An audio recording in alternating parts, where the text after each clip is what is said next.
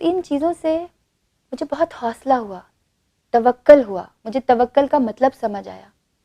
خیر چوتھا اور آخری کام جو میرے ساتھ ہوا وہ بہت کمپلیکیٹڈ تھا۔ بہت سارے علماء کے فون آئے، کچھ سے میری ملاقات بھی ہوئی، تب پتہ چلا کہ بھائی اسلام جو ہے وہ صرف اللہ، اس کے رسول صلی اللہ علیہ وسلم اور قرآن پاک تک ہی نہیں رہ گیا، تو بہت مسالک ہیں، بہت سارے فرقے ہیں۔ حالانکہ سورہ عمران پارہ نمبر 4 اور آیت نمبر 103 میں اللہ تعالیٰ کہتا ہے وَاعْتَصِمُوا بِحَبْلِ اللَّهِ جَمِيعًا وَلَا تَفَرَّقُوا، اس کا ترجمہ یہ ہے اور سب مل کر اللہ کی رسی کو مضبوطی سے پکڑے رکھنا اور متفرق نہ ہونا، یعنی فرقہ فرقہ نہ ہونا۔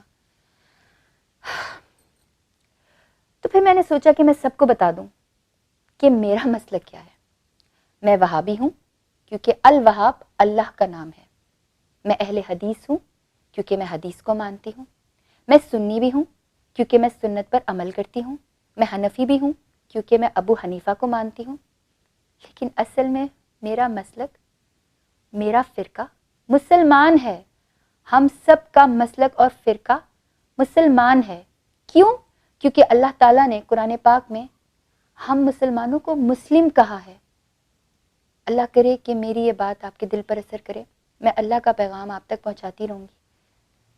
اور میرے لیے دعا کیجیے گا، امت مسلمہ کے لیے دعا کیجیے گا، اور خصوصاً کشمیریوں کے لیے دعا کیجیے گا۔ جزاک اللہ۔ اللہ حافظ۔